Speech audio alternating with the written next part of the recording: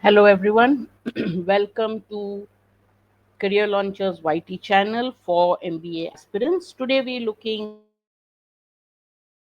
at another, we are continuing our series of passages on humanities. Today, I have chosen a good passage. Let us read it quickly and then answer the questions based on it. If you're watching a recording, when I show you the passage and I read it aloud, please pause the video, read it yourself. When I'm doing the questions, please answer the questions yourself and then put on the video and watch it. All right.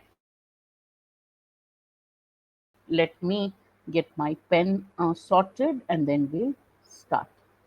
All right. This is obviously a passage based on philosophy, 500 words long, 520 words long. Is folklore philosophy? To answer that question, we first need a broad definition of philosophy. In my view, philosophy is a mode of wondrous engagement, a practice exercised in academic papers, theological texts, stories, prayers, conversations, reflection, and action. It is this sense of wonder that compels us to look beyond the surface appearances and view reality anew. This is the author's definition of philosophy. First question, obviously, the passage is about folklore. Can we consider folklore to be philosophy? The author says to answer that question, first understand what is philosophy. He says it's a mode, it's a way of wondrous engagement, a sense of wonder that makes you look at reality in a different way. View reality anew means in a different new way. Given this perspective, it is unsurprising that the solution to philosophy's crisis might be found in a childhood pastime. Therefore, philosophy has a crisis. And what is the solution to this crisis? Crisis, a childhood pastime. Obviously, he'll say that is folklore. In childhood, we see the world with fresh eyes, where wonder is most vivid. A child is always, for him, everything is new.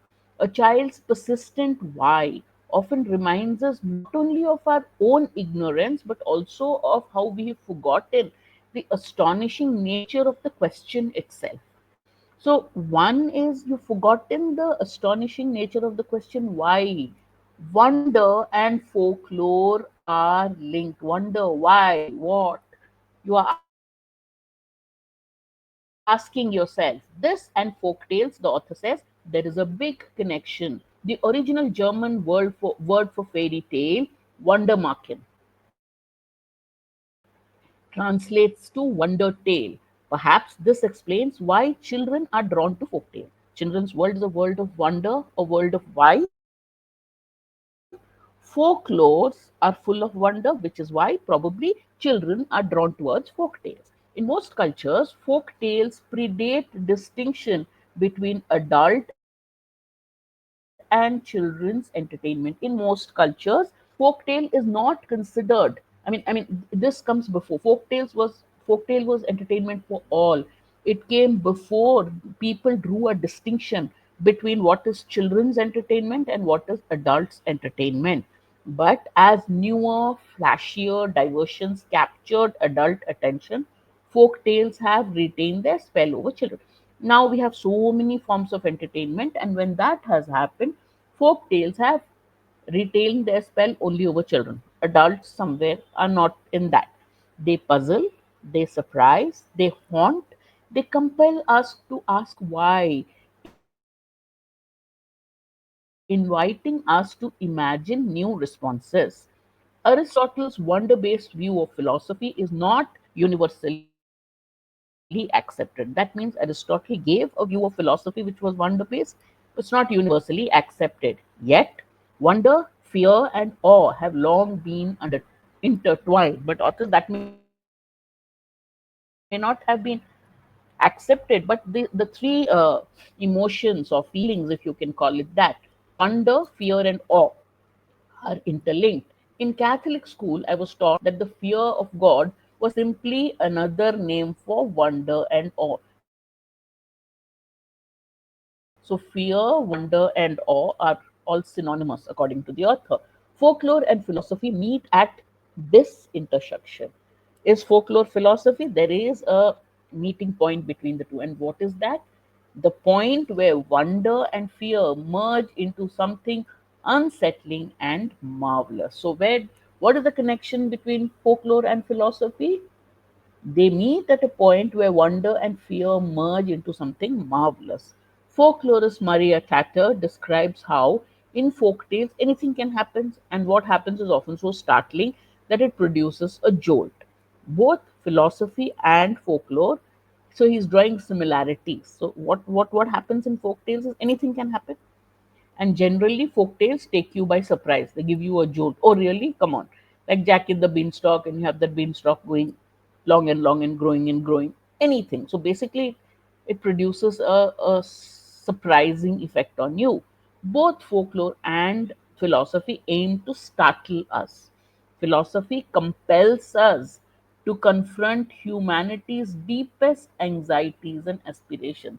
So, when your philosophy as a discipline, what does it do? It makes you search and face your deepest anxieties and aspirations, while folklore, populated by dark forests and lurking phantoms, may be history's most extensive record of human fears. Folklore contains a record of human fears. Philosophy compels you to confront those fears, to understand them, to think about them. Folklorist Reith Haime argues that human fear was the driving force behind the emergence of folklore. So, what was the origin of folklore? Human force. Folktale serves as imaginative attempts to make sense of the inexplicable. When you don't understand anything, you use folk tales to make sense of it. By attuning ourselves to what frightens us, we better understand who we are. If we seek to uncover our greatest fears, the Black Forest is a fitting place to begin. All right, understood. So, what's the commonality between philosophy and folklore? The fear, the feeling of fear. Philosophy and folklore both elicit this sense of wondrous fear, a startling awe. They also share a dual aim, well expressed by Bruno Bettelheim in The Uses of Enchantment. He argues that folklore helps us not just to live not just moment to moment, but in the true consciousness of our existence. So, folklore helps you to be conscious of your life and of your existence. Like philosophy, folklore seeks truth by attending to the hidden structures of reality we often overlook. So there are certain structures of reality we often overlook, but folklore and philosophy both make us seek the truth by looking at these hidden aspects of reality. It urges us to perceive the world as more than mere scenery. You're not just gazing into it, you're looking at it deep, you're looking below the surface to find out reality. Another shared aim is the pursuit of a life well lived, the belief that intellectual inquiry should enrich our lived experience. The clearest philosophical application of folklore is in ethics. So, folklore and philosophy meet in the domain of ethics. Many childhood tales conclude with a moral lesson. Folklore also amplifies marginalized voices in moral debates. Scholar Marina Warner notes that alternative ethical frameworks require different guides, ones perhaps discredited or neglected. If philosophy is in crisis due to a narrow range of perspectives, so if philosophy is now in a crisis because of what? Because your perspectives are so narrow, your range of perspectives, you're not looking at all possibilities, your perspectives are very narrow. That is the crisis of philosophy. So if philosophy is in due to your narrow range of perspectives, folklore offers a rich reservoir of new insights. So what does it do in philosophy? You've got only limited number of perspectives. Include folklore and it will give you a rich reservoir of insights. So philosophy's perspectives can broaden. Folklore is more than mere storytelling. When you think of folklore, lore is storytelling. It is not just storytelling. What's its aim? It challenges, it startles, it reveals, just as philosophy does. Author has drawn a lot of similarities between folklore and philosophy. Some of them are obvious, At the end, did he answer the question, is folklore philosophy? What's your answer to it? Come up with an answer. Let's look at the questions. Which of the following options best sums up the main theme of the passage? So, which one tells you the story of the passage? The author asks, is folklore philosophy? Defines philosophy, describes folklore, and then tells you the points of similarity between philosophy and folklore. Correct? Folklore and philosophy share a connection. Yes, he says there's a similarity through their engagement with wonder, fear, and the search for meaning.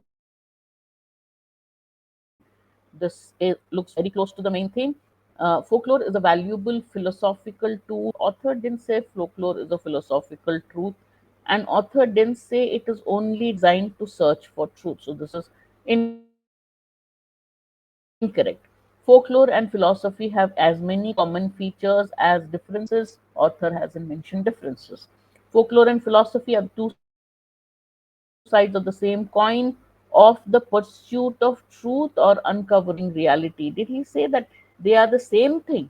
He didn't say it. Correct answer is option A. Understood? Okay, question 2. Answer the question yourself and then look at answer. According to the passage, folklore can be called philosophy because it functions just like philosophical inquiry when it seeks truth, and the meaning of life. Correct. According to the passage, folklore can be called philosophy because it functions just like philosophical inquiry when it seeks truth and the meaning of life. It evokes wonder, reflects on human fears and aspirations, and offers moral insights, just like political philosophical inquiry. It evokes fear and anxiety and drives ambition and seeks answers to philosophical questions. Or option D, it works on wonders and creates illusions and then compels us to reflect them on them using philosophy. Now, this is wrong. It works on wonders and creates illusions. It didn't say. He doesn't say it compels you to reflect on your illusions. This is totally irrelevant. Folklore, the origin of folklore is fear. He didn't say it brings out, it makes you afraid. So, evokes fear is that. He didn't say it drives ambition. So, both of these are wrong. These two words are wrong. It evokes wonder, reflects on human fears and aspirations, offers moral insights like philosophical inquiry. Perfect. It functions just like philosophical inquiry is wrong. It seeks the truth and meaning of life is correct, but it doesn't function just like philosophical inquiry. It has certain commonalities, but it is essentially stories, right? Therefore, the correct answer is option B. Question 3. Which of the conclusions follow from the final paragraph of the passage? Let's look at the final paragraph of the passage. Final paragraph is the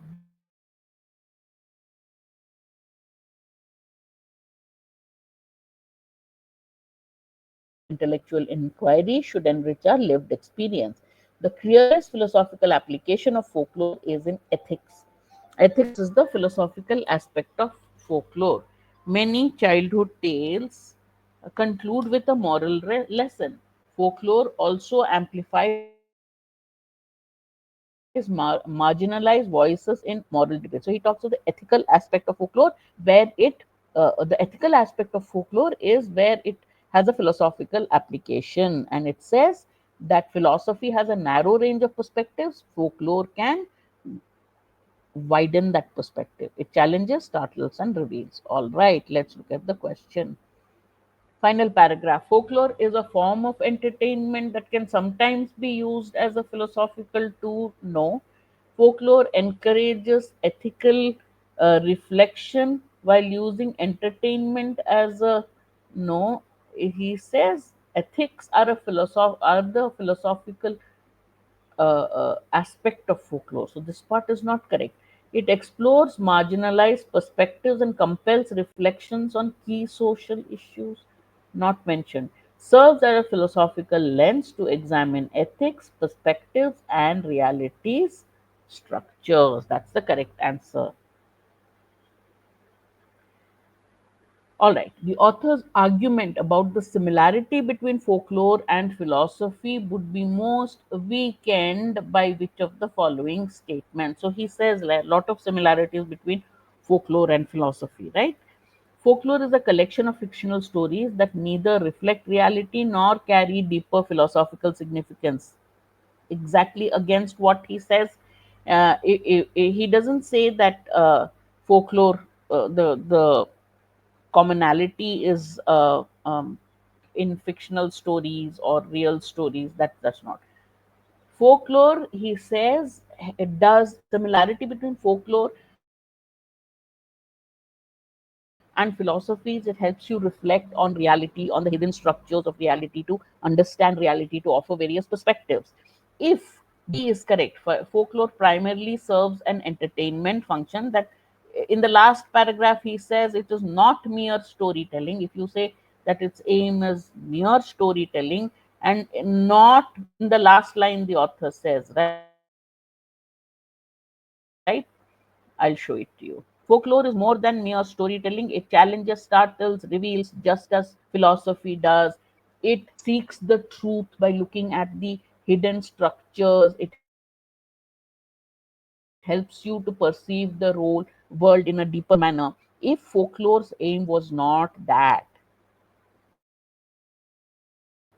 correct? If the primary means a storytelling and it doesn't do any of what the author says, that would weaken the author's argument the most. All right, read the following sentence from the passage. Philosophy compels us to confront humanity's deepest anxieties and aspirations. It helps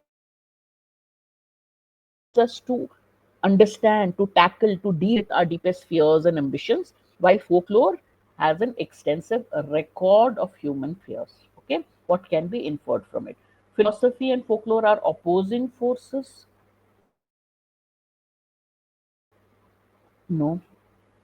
Folklore and philosophy serve identical functions, both relying on logical reasoning to explain human fears.